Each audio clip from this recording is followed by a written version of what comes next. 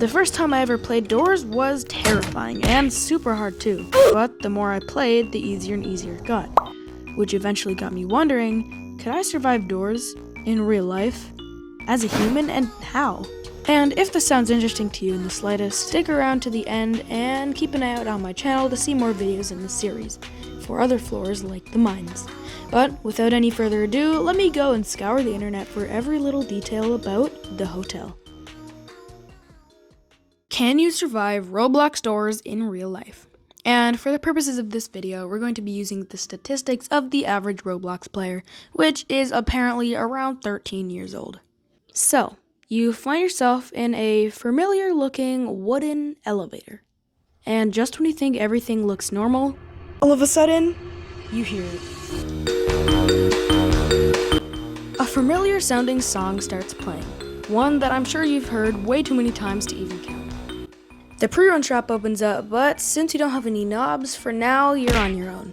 You step out of the elevator and make your way to the registration desk. You crouch under, grab the key, and unlock the very first door. But before we get into that, let's calculate how much time goes on in the Doors universe compared to the, real life universe. So 24 hours in their world is only 20 minutes in our world, meaning time in there goes really, really fast. I know this because it takes 10 minutes for Dread to spawn, and Dread only spawns at 12 o'clock at night, so times 2, that's 20 minutes. We will get back to that in a bit, but now let's find out if we can survive from Doors 0 all the way up to the very first Seek chase. Up to this point, there aren't very many dangers that we have to worry about other than the little things like Rush. But if you pay attention closely and listen to his sound cues and get into the closet at the perfect time so that Hyde doesn't kick you out, it should be pretty easy. And since you really have to preserve your health for later challenges, eyes might be actually a major problem. But all you gotta do to stay away from him is make sure every single time you open the door, you look down and only ever look up once you see the purple light and the eyes noises are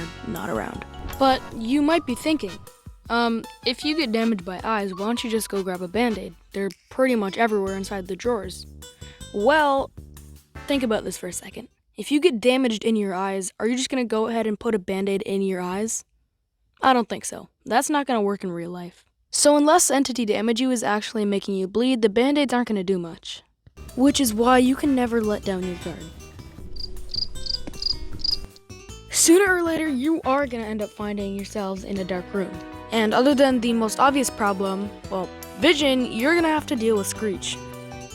For the vision thing, I sure hope you're looking around in drawers for flashlights and lighters, because it would definitely make it a lot easier. But if you couldn't have found one already, just slowly make your way through the room and try to stay a distance away from the walls so that you don't accidentally get duped. Then for Screech, you're gonna need to stay absolutely quiet so that you can hear the little psst.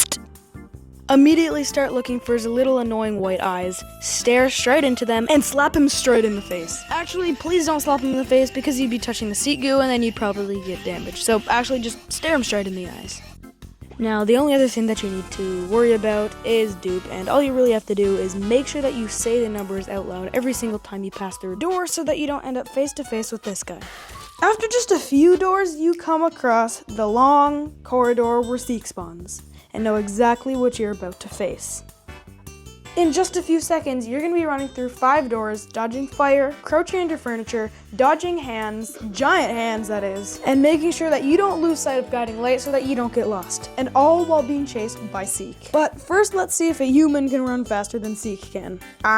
According to my calculations, Seek can actually run up to, at full speed, apparently around 5 meters a second. But lucky for you, the average 13-year-old can sprint more than 6 meters a second. But can you maintain that for the whole chase? But unless you're a really athletic kid, I don't really think you're gonna be running that fast for the entire chase. But am I gonna let that stop me? Nope. One thing I forgot to mention though is, in real life, you're not gonna have to wait for cutscenes. So as soon as Seek starts rising out of the ground, you book it as fast as you can. As for the crouching parts, if you can, maybe jump over it because it might be better than losing all your your speed from crouching. And make sure you don't lose track of guiding light or else, you're cooked. But really, the two-way thing isn't that hard. Just like if you can't do it, then that's a skill issue, then yeah. As for the final room, just take it like you would take normal doors and don't take any risks by jumping over the fire because you might land in the chandeliers and break your foot. And get burnt. And stay as far away as possible from those sea cans so they don't snatch you up through the window. If you're lucky enough to make it through the sea chase, you might want to find a locker, sit down by there for a while just in case rush is coming, and take a little breather, because at this point, I'm sure you're tired. Try to conserve your energy and go pretty slow all the way up until door 50, just so you can conserve your energy for later parts of the hotel. Grab as much gold as possible for the Jeff shop, which is going to be after door 50. Congratulations! You've officially made it halfway through the hotel. Unless you didn't, of course. Now, you're in one of the most dangerous parts in the game. One wrong move and your whole run is over. But now let's talk about some of the things you can do to distract Figure that you can't physically do in the game. One thing you can do is take an object, say a book, from a bookshelf and throw it across the library to distract Figure and move him around the room so that you can do your task. If you want to, you can even walk around not crouching, because you can technically walk or even run silently. If you make too much noise that Figure starts running at you, you can run up the stairs that are on the second floor and hide behind the barriers, because in real life, I doubt there'd be invisible walls. And one more thing you can do if you make too much noise is climb up the bookshelves and hide there until Figure, forgets. But that would be absolutely terrifying, so if I were you, I would just proceed very slowly. Back to focusing on the task at hand, I would first go and grab the paper for the code so that, say, you have to go run and hide upstairs, you don't forget the paper and have to go back down. Since paper, when it crinkles, makes a lot of noise, I would take the paper and go put it down near the exit so that you don't have to carry it around with you all the time. And same with the books. As soon as you get too many books that you can't easily carry, I would go put them near the exit so that you don't have to carry the books with you the whole time. One last thing about staying away from Figure is if he's running towards you, never go and hide in a locker, because to survive the minigame, you have to control your heartbeat, and I have no idea how that'd be possible in real life. Go collect all 8 bugs, drop them off at the exit, and put the ones that you're going to actually need for the code in one pile, and the ones that you don't need to use, probably just keep them with you so that you can throw them. Then when it comes time to do the code, try to be as quiet as possible, but if you make sound, go hide above those stairs behind the little places that Figure can't go, like I described earlier. Then once you're done the code, run through the door and find a place to rest for a little while to conserve your energy. You did it. You finally made it through the library, and now there's only 50 more doors to go. Now that you beat the library, though, there's a few more threats that you need to know about. Number 1, hide comes quicker, so you have to time your rush a little better than before. Ambush and halt. For hide, all you really have to do is just wait a little bit longer, but not too long, to get into the lockers, and you should be fine. No matter how hard ambush might seem, he's really not that difficult. The big thing will be probably listening for when he's coming in the first place, because he doesn't flicker lights. So whenever you open doors, just listen for the ambush sound, and if he's not coming, you're good. And even when you think he's finally gone, make sure to listen really closely so that he does not come back and surprise you. But that leaves us with halt, and in real life, he might not seem like he's going to be much different, but he really is. Cause in-game, what do you do to make sure that you survive halt? Well, you watch your screen for the little arrow that tells you to turn around. But in real life, there is no screen that's going to be popping up, because it's not a screen, it's your vision. So how are you going to know when to turn around? Well, that's the problem. As soon as you get into the room, you gotta start running forward, because halt always spawns behind you. As soon as you see him pop up in front of you, which will be kind of hard to see because the whole room is blue, but you're gonna have to really pay attention to it and listen for the little sound cue of him teleporting. But once that happens, walk backwards, not too fast but not too slow so you don't get caught, but not too fast so you don't go back more than you went forward. Repeat that as much as you need to, and do not rush it. Eventually, you'll stumble across the Jeff shop, which is going to be super helpful. First of all, the first thing you want to do is make sure that you buy a light source, like the flashlight, so that it can help you if you don't have one already. At the shop, make sure to buy vitamins, and you can take them whenever you want, but keep the bottle. Then, once you get to a basement room, grab the smoothie and pour some of it in the bottle so that you can take it with you without spilling it. But after just about 40 more doors, you'll be met with the courtyard.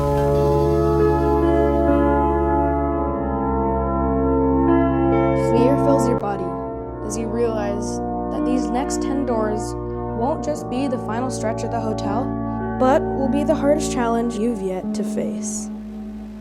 Anyway, you've officially made it to the courtyard. While you're out here, maybe relax, drink some of the rainwater.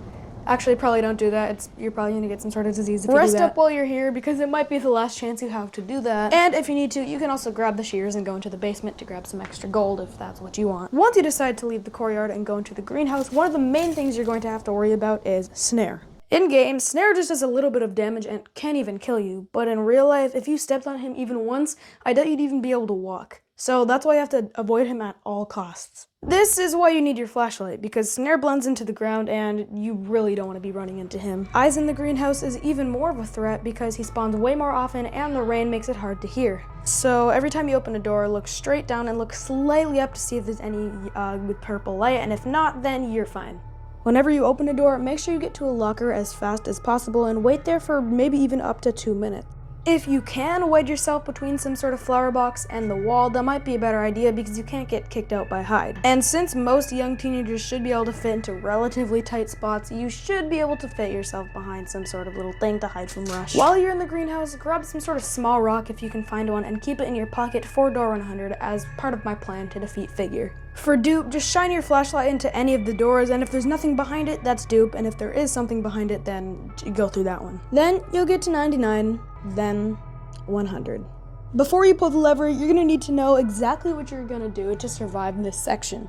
As soon as you pull the lever, you're going to throw the rock as far as you can down the hallway so it makes noise, and you're going to sneak off towards the side near the room where you open and unlock to get to the electrical room.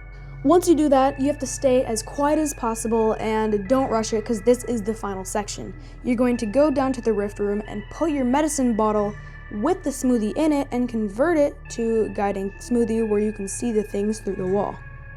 The reason we couldn't just take the whole smoothie with us is because it would have spilled, and if we take a small medicine bottle full of it and put it in the rift, then we can grab a smaller portion of the moonlight float. Then sneak upstairs and see if there's any fuses upstairs, and don't take the moonlight float yet because it's not going to last that long. Once you've done that, go to the entrance of the danger area, take the float, and now you can see exactly where everything is and where Figure is. First, go around and sneak behind Figure to grab whatever's behind him, and if he turns around, you can probably climb up one of the things quietly so that he can't catch you.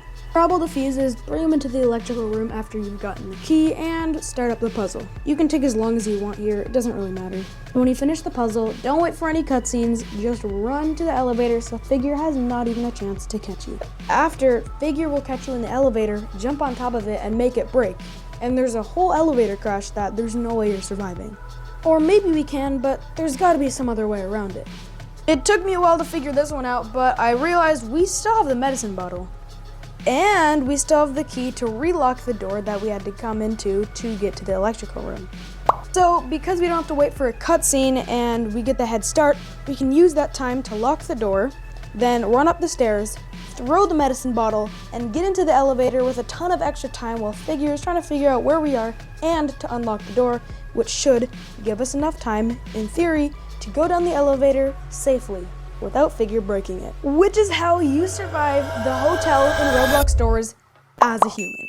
Some parts are way harder and some parts are way easier. But the thing is, it's possible. You could survive doors in real life if everything like that goes exactly how I planned. If you think this method of survival was good, let me know in a comment, and if you think there was some better way we could do that, let me know in a comment as well. But with that being said, thank you so much for watching all the way to the end. Have an impeccable day, and goodbye.